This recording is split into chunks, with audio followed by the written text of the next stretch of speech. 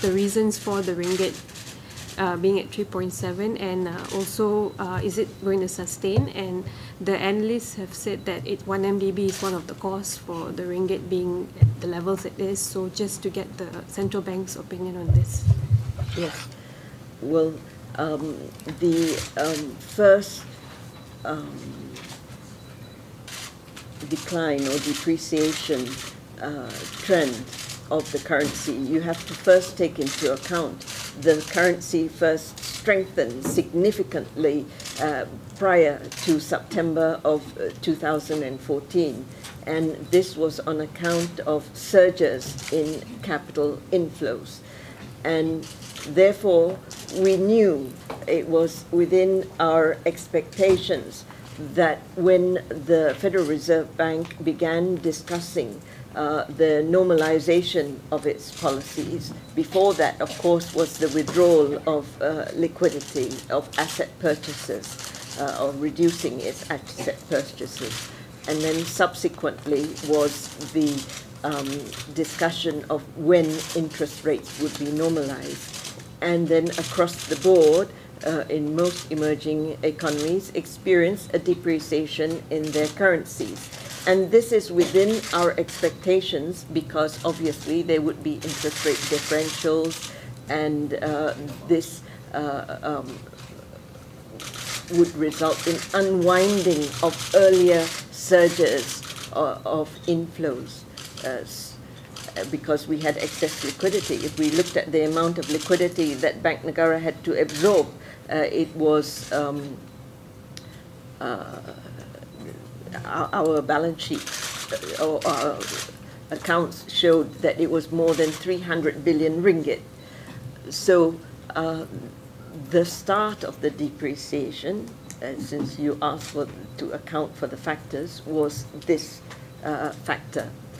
Then, of course, in the latter part of 2014 came the suddenly downward adjustments of energy prices, petroleum prices.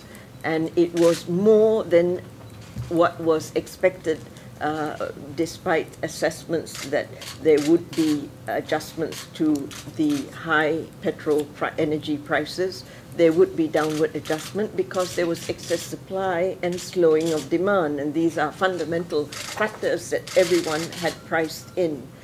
But then it fell far more than what the fundamentals seemed to indicate, and something like between 50 to 60%. And therefore, they looked at oil-producing countries and considered them as being vulnerable. And in particular, they wrongly analyzed our dependence on the oil and gas sector.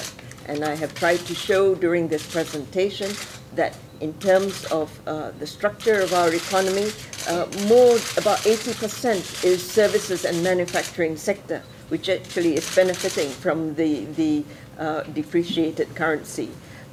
And then they also said that the dependence of revenue, government fiscal revenue, was on oil and gas. There was a great deal of discussion, and when it was highlighted how much was actually being reduced in terms of oil and gas revenue, again, there was downward pressure on the currency. So these are several factors that resulted. And of course, there is uncertainty in the international environment in terms of the policy environment. For the first time, we're going to see divergent policies between major economies. So these are amongst the factors. And of course, from time to time, we have, and it's not only this time, we've seen it before, where there's an entity that's highly leveraged, and then again, they look at what is the potential implication of that highly leveraged entity on our banking system. And the point that I didn't highlight because it wasn't in the charts, but it's in the financial stability report, is the fact that we conduct stress tests. And these stress tests will take into account if the country is plunged into a recession, if the country experiences a collapse in financial markets, and if there's a default by a highly leveraged entity. And we are one of the most transparent central banks in showing the assumptions of our stress test in great detail.